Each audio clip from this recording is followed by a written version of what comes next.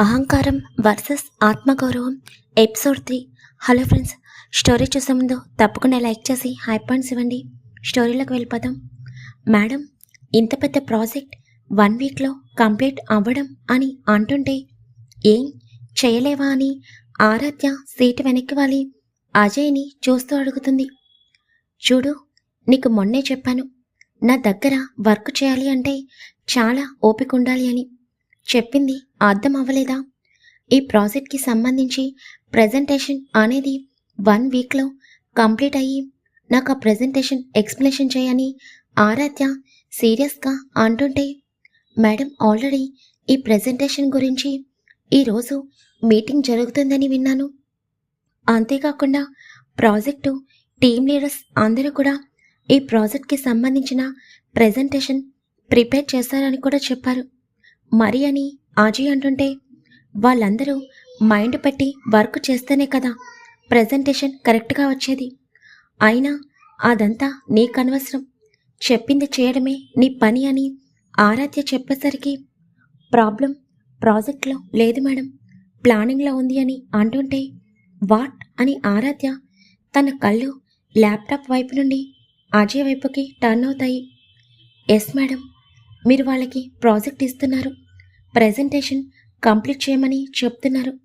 కానీ ఇక్కడ మైనస్ ఏంటంటే, వాళ్ళందరూ ప్రజెంటేషన్ మీద కాన్సన్ట్రేషన్ చేయడం కంటే ప్రజెంటేషన్ కరెక్ట్గా రాకపోతే ఎక్కడ మీరు వాళ్ళపై సీరియస్ అవుతారేమోనన్న భయంతో ప్రజెంటేషన్ కంగారుగా చేస్తున్నారు.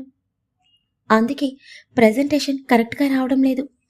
మీరు వాళ్ళకి బాస్ లాగా కాకుండా ఒక టీంకి హెడ్గా ఉంటే బాగుంటుందేమోనని నా అభిప్రాయం. మీరు వాళ్ళని ఎంకరేజ్ చేస్తే వాళ్ళప్పుడు మీపై భయంతో కాకుండా మేడం మమ్మల్ని ఎంకరేజ్ చేస్తారు, ఇంకొకసారి మేడం చేత గ్రేట్ అనిపించుకోవాలి అని వర్క్ చేస్తారు. మీరు వాళ్ళపై ప్రెజర్ పెడితే ఎక్కడ ప్రజెంటేషన్ కరెక్ట్గా రాదేమోనన్న భయంతో వచ్చిన ప్రజెంటేషన్ని కూడా భయంతో చిన్న చిన్న మిస్టేక్స్ చేసి మళ్ళీ మీ ముందు బ్లేమ్ అవుతారు అని అజయ్ అంటుంటే, ఆరాధ్య ఒక క్షణం చిన్నగా అజయ్ మాటలకి షాక్ అవుతుంది. తర్వాత ఆరాధ్య నార్మల్ అయ్యి, ఎవరిని ఎక్కడ ఉంచాలో నాకు బాగా తెలుసు, నీకిచ్చిన వర్క్ మాత్రమే చెయ్యి, నాకు సలహాలు ఇవ్వడం కాదు, ఇక్కడ నేను చెప్పినట్టు జరగాలి, నా రూల్స్ నావి, ఇక్కడ నేను బాస్గానే ఉంటాను, ఫ్రెండ్గా కాదు, అర్థమైందా అని ఆరాధ్య సీరియస్గా చెప్తూ ఇంకా అజయ్ని వెళ్ళమన్నట్టు తన చేతితో సైగ చేయగానే అజయ్ ఫైల్ తీసుకుని అక్కడి నుండి బయటికి అడుగులు వేస్తాడు. అజయ్ బయటికి వెళ్ళేసరికి అక్కడ మేఘన నుంచుని ఉంటుంది. మేడం ఏం చెప్పారు అజయ్ అని మేఘన అడుగుతుంటే, 1 వీక్లో ఈ ప్రాజెక్ట్కి సంబంధించిన ప్రజెంటేషన్ కంప్లీట్ చేయమని బాస్ చెప్పారు అని అజయ్ కామ్గా అంటుంటే, వాట్ 1 వీక్లోనా, అది అసాధ్యం అని మేఘన కంగారుగా అంటుంటే, ఎందుకు మేడం అంత టెన్షన్ పడుతున్నారు, మనం ఏం చేయాలి అన్నా కూడా ముందు ఆ పని కంప్లీట్ అవుతుంది అని మనపై మనకి నమ్మకం ఉండాలి.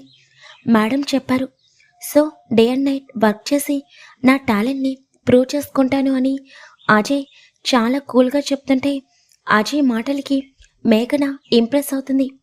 రియల్లీ మీరు గ్రేట్ అజయ్, ఇప్పటి వరకు మేడంకి అందరూ భయపడేవాళ్ళే, మేడం ఇచ్చిన వర్క్ చూసి టెన్షన్ పడేవాళ్ళే, కానీ మీరు ఇంత స్ట్రాంగ్గా ఇంత కాన్ఫిడెన్స్తో కంప్లీట్ చేస్తాను అంటుంటే ఫస్ట్ టైం అని మేఘన ఏదో చెప్పబోతూ మౌనంగా ఉండిపోతుంది. సరే మేడం, నేను వెళ్తాను, వర్క్ స్టార్ట్ చేయాలి కదా అని అజయ్ అనగానే, అజయ్ ప్లీజ్ మేడం వద్దు, మేఘన అని పిలువు, నేనేమి నీకు బాస్ని కాదు కదా అని మేఘన చిన్నగా నవ్వుతూ అంటుంటే, ఓకే మేఘన అని చెప్పి అజయ్ అక్కడి నుండి తన వర్క్ ప్లేస్కి వెళ్ళిపోతాడు.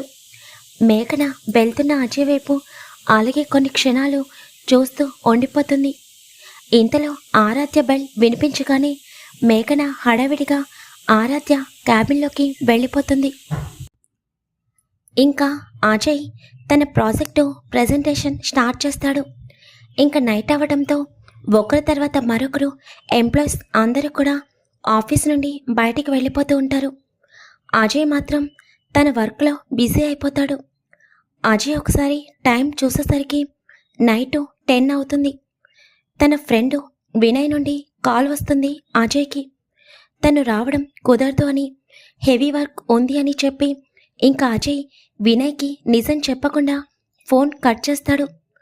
ఆరాధ్య వర్క్ కంప్లీట్ చేసుకుని తన క్యాబిన్ నుండి బయటకు వచ్చి ఇంటికి వెళ్దామని బయటకు వెళ్తుండగా తనకింకా వర్క్ చేస్తున్న అజయ్ కనిపించగానే తన అడుగు అక్కడే ఆగిపోతుంది. ఇంకా ఆరాధ్య అజయ్ దగ్గరికి వెళ్ళి, నువ్వేంటి నైట్ టైం కూడా వర్క్ చేస్తున్నావు? ఏదైనా ఉంటే ఇంటికి వెళ్ళి చేసుకో అని ఆరాధ్య కోపంగా అంటుంటే, మేడం, మీరిచ్చిన ప్రెజెంటేషన్ కంప్లీట్ అవ్వాలి అంటే డే అండ్ నైట్ కష్టపడితేనే అవుతుంది. నాకు ప్రాబ్లం ఏమీ లేదు, నేను ఇక్కడే ఉండి వర్క్ చేస్తాను, మీరు వెళ్ళండి అని చెప్పగానే ఆరాధ్య ఒక క్షణం అజయ్ వైపు చూసి అక్కడి నుండి బయటికి అడుగులు వేస్తుంది. తీరా ఆరాధ్య బయటికి వెళ్ళి చూసేసరికి అప్పటికే వర్షం ఫుల్గా పడుతూ ఉండటంతో, ఛా, ఈ టైంలో రెయిన్ పడుతుంది అని ఆరాధ్య చిన్నగా అనుకుంటూ అక్కడి నుండి డైరెక్ట్గా తన క్యాబిన్లోకి వెళ్ళిపోతుంది. ఆరాధ్య క్యాబిన్లోకి వెళ్ళడం చూసిన అజయ్ ఒకసారి గ్లాస్ డోర్ దగ్గరికి వెళ్ళి చూసేసరికి రెయిన్ పడటం చూసి చిన్నగా నవ్వుకుంటాడు.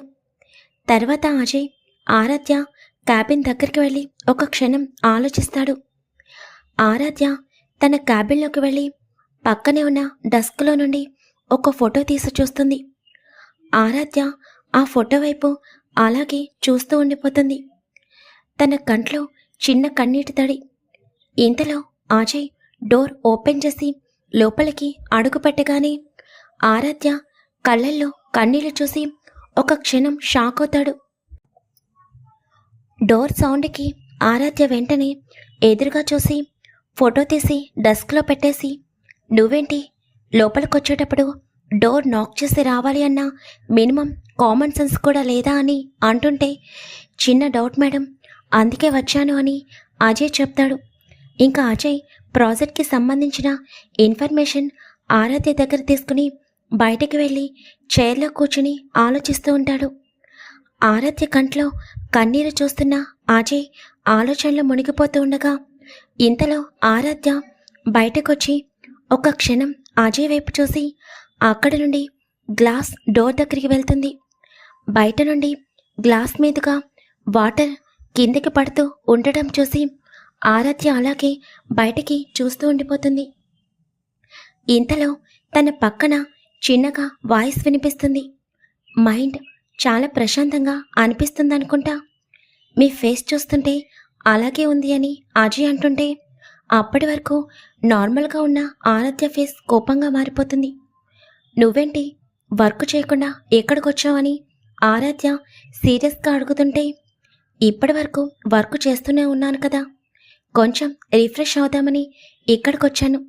బయట ఉన్న వాతావరణం బట్టి మన మైండ్లో ఉన్న ఆలోచనలు కూడా చేంజ్ అవుతాయి కదా మేడం అని అజయ్ అంటుంటే, అలా అని ఎవరు చెప్పారు?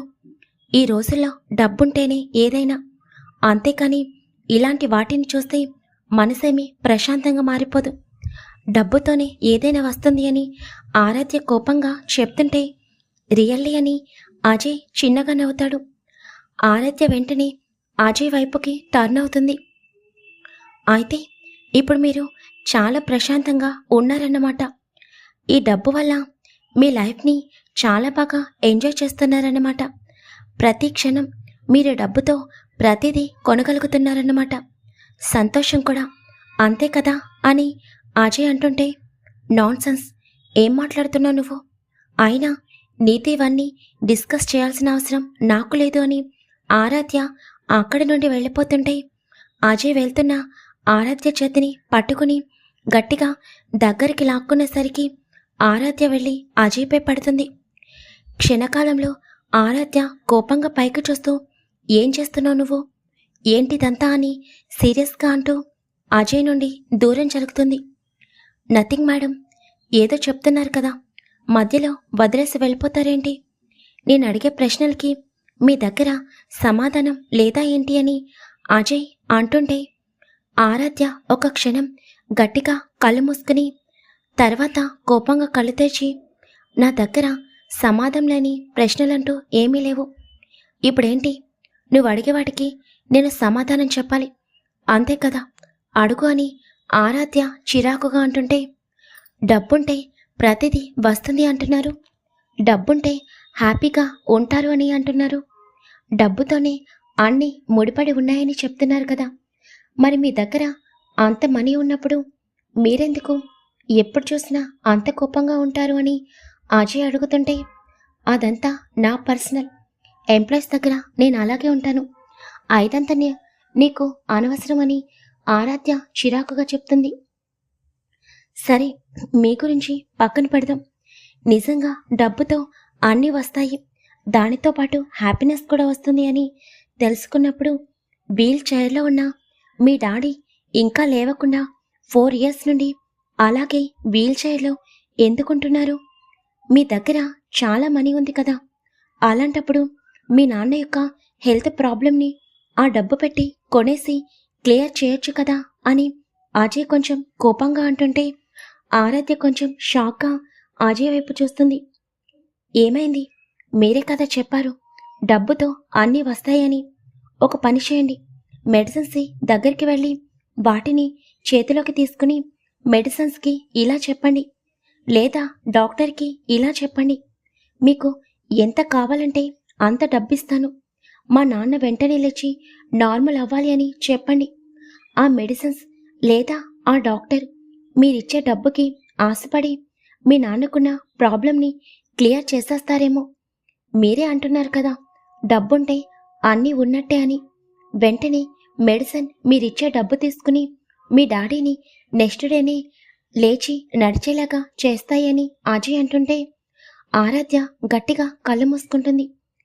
నీతో వాదించే ఓపిక నాకు లేదు, నాకు చిరాగ్గా ఉంది, నేను ఇంటికి వెళ్తున్నాను అని ఆరాధ్య వెళ్ళిపోతుంటే, అజయ్ ఆరాధ్య చేతిని గట్టిగా పట్టుకుని తన మీదకి లాక్కొని ఆరాధ్య దూరం జరగకుండా తన చుట్టూ తన 2 చేతులని గట్టిగా బిగిస్తాడు.